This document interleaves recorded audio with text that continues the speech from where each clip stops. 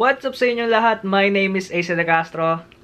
Yan o. So yun na guys, kamusta naman kayo and kamusta naman ako? This is my first video na gagawin this year 2023. Opo guys, no? Ganun lang kabilis yun. Grabe, ang bilis ng panahon, no? Looking back last year, ang dami nating nagawa, ang dami nating na-achieve na mga bagay-bagay. Sunod-sunod yung pangyayari. And this year 2023, same lang din naman yung goal natin is to have a stronger, more happier, and better year. Hataw lang ng hataw guys. And speaking of better guys, no? Ang pinaka-agenda natin for today's content, gusto ko lang din i-share sa inyo yung aking transition na ginawa in the past few days. This time, this year 2023, nag-step up na ako and nag-upgrade na ako from dating gantong setup, ayan o, laptop setup, into a PC setup na, no? Nag-build na po ako ng PC this year, 2023. Yan, no? Naks naman. Feel ko kasi talaga, guys, ito na talaga yung right time para gawin to. I mean, ilang years na akong gumagamit ng laptop for my editing, for gaming, for work, for studies, etc. etc. Kaya talaga laptop yung binili ko nun kasi ang pinakahabol ko talaga is yung portability na wala sa isang PC setup. Pero kasi guys, no, na-assess ko na rin naman yung sarili ko and I realized na parang almost 90+% of the time ginagamit ko tong laptop na to sa isang workstation lang din talaga, sa isang place lang talaga. Nag-out of town ako, nag-out of country ako, lumilipat-lipat ako ng ibang place, pero mas prefer ko pa rin talaga yung nasa isang space lang talaga kasi mas komportable ako sa ganun. And ayun na nga, no, sayang kasi hindi ko talaga na-utilize kung ano yung binili ko dito, which is yung portability. I mean, yeah, no, maganda naman tong laptop na to, pero feel ko kasi, no, kapag nag-transition ako sa PC, tapos almost same price lang din yung i-target ko, I'm sure na mas magandang specs na setup yung magawa ko, kaysa i-push ko lagi yung laptop na parang PC setup din, parang ganon. And napansin ko rin sa sarili ko, no, na lagi kong ginagamit tong laptop na to ng may external keyboard, external mouse, external speakers, etc. etc. So, ganon din, parang naging CPU lang din talaga siya, pero portable CPU, parang ganon. Actually, nag-start pa to nung December pa, na nag-iipon-ipon ako ng mga parts. And actually, last week lang namin to nabuo, na build. And ang pinaka-target ko ditong price point is nasa 30,000. Kasi etong laptop ko is nabili ko ng 35,000. So, try kong ipantay muna, no, dun sa price point na ito. Tingnan natin kung ano yung specs na maaabot ko sa gantong price point. Ang kinaganda lang din naman kasi talaga sa PC is upgradable siya, like very upgradable siya in a way na pwede mong i-upgrade, palitan, or baguhin yung mga parts niya. Lahat ng parts pwede mong galaw-galawin doon, etc. etc. Ginawan ko lang siya ng montage. Papakita ko sa inyo yung spec sheet mamaya. So here this guys, no, papakita ko na sa inyo yung aking 30k budget build ng aking bagong editing/gaming PC. Let's go!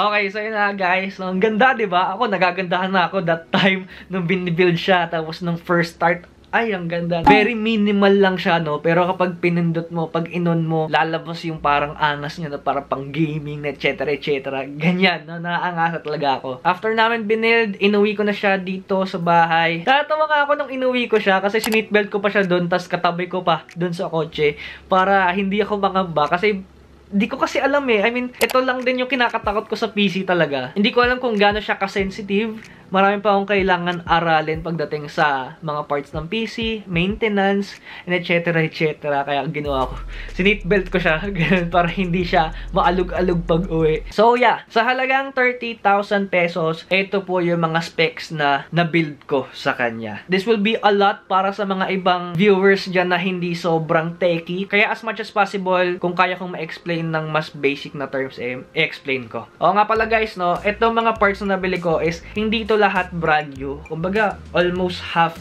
neto is second hand. And lahat nabili ko dun sa tropa ko. Shoutout sa tropa ko, Winsel Dizon, tsaka kay Tom.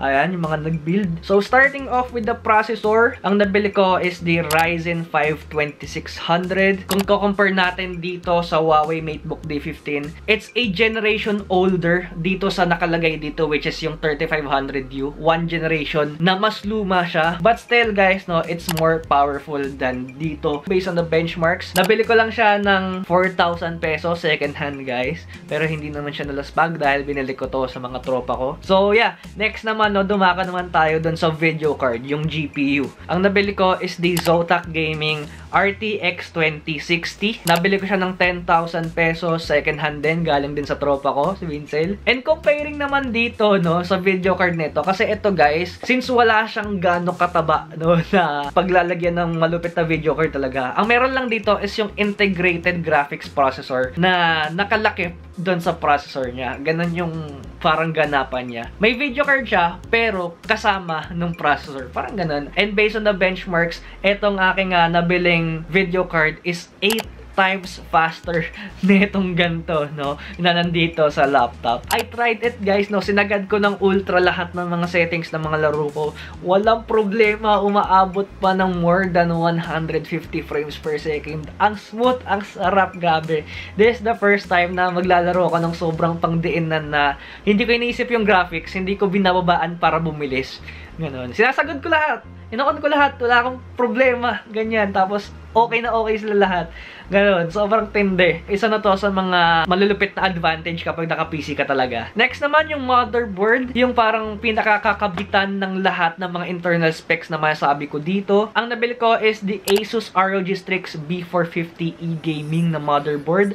Nabili ko siya ng 5,000 pesos second hand din. And talking about this, no, motherboard. Actually, kasi guys, no, yung B450 na motherboard, general type talaga siya ng motherboard, guys, no? And since marami naman akong brands na pwedeng pagpipilian, ang pinili ko na lang is yung Asus ROG Strix na, no? Para isa rin sa mga perks nito is kapag ini-start mo yung PC mo, ang lalabas is ROG, ganon.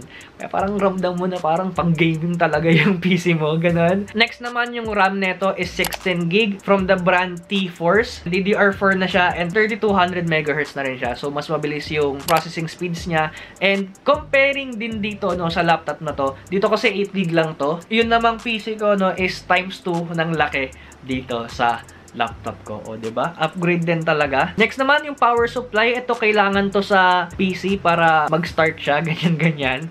Ayan, ito rin yung isa sa mga hindi ko alam na bago ko lang naintindihan. Ang nabili ko is the MSI Mag 650 watts. Ang price nito is 2,700. Ang problema lang dito, no, based sa mga tropa ko, is hindi siya modular in a way na hindi mo pwedeng tanggalin yung mga wires niya, no. Kumbaga, fix na siyang nandun. Kasi kapag modular, pwedeng kung ano lang yung kailangan mo na wires, yun lang yung nakikita dun sa PC. Pero dun naman sa PC ko is na-conceal naman ng maayos yung mga wires. Malinis yung pagkagawa, no? Solid yung mga tropa ko. Kaya wala rin mga problema. The next naman sa storage natin, I have a Kingston 500GB. And pangalawa naman, meron din akong 500GB na external hard drive. Etong hard drive, libre lang to, no? Binigay na lang din sa akin ng tropa ko. Pero etong Kingston na 500GB, nabili ko siya ng 2,300 pesos. Sa Shopee na to, brand new na to, guys. And comparing naman dito, oo, mas malaki to ng 256GB dahil eto, meron siyang 256GB na SSD plus 1TB na hard drive. So, mas panalo siya dito, pero dito naman kasi sa PC ko, mas mabilis, no? Kasi yung SSD doon sa PC ko is 500GB na.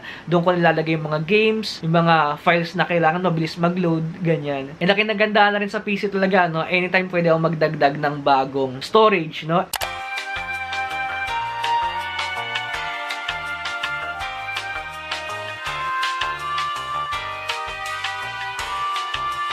Nagigigil talaga ako dito eh. Naiinis ako eh. Pero anyways, no, last na lang yung sa aking case and fans. Yung case na nabili ko is the ROK Hawani Flow. And yung fans naman niya is the Dark Flash RGB fan na 5.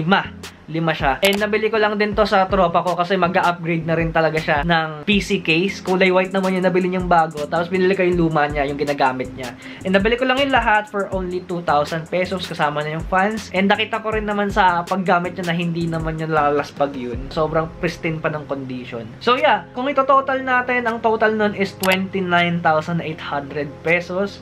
No? Pasok na pasok pa sa 30k. And I'm proud and I'm happy dito sa ginawa kong transition. Kasi mas ginanahan talaga akong mag-edit, mag-work, and also maglaro. No? Kasi sobrang smooth talaga guys. Sobrang tindi. Yung mismong setup tour guys, no, is hindi ko pa mapapakita sa inyo. Kasi marami pa akong plano doon sa mismong setup talaga. Marami pa akong gustong idagdag sana. Ngayon gusto ko lang i-share sa inyo yung in-depth na specs and yung story ng PC ko. Ayan. And yeah, kung sakaling gusto nyo rin mag-build ng sarili nyong PC, eto, lalagay ko yung link sa description box kung may mahanap ako sa Shopee. Thank you so much for watching guys. Sana may natutunan kayo. And dito ko natatapusin yung vlog. Salamat sa panonood hanggang dito sa dulo guys. And as always, kung nagustuhan tong video to, leave a like, leave a comment, share sa mga katropa nyo, and don't forget subscribe sa akin channel for more AC Castro vlogs and tech videos. And yeah, peace!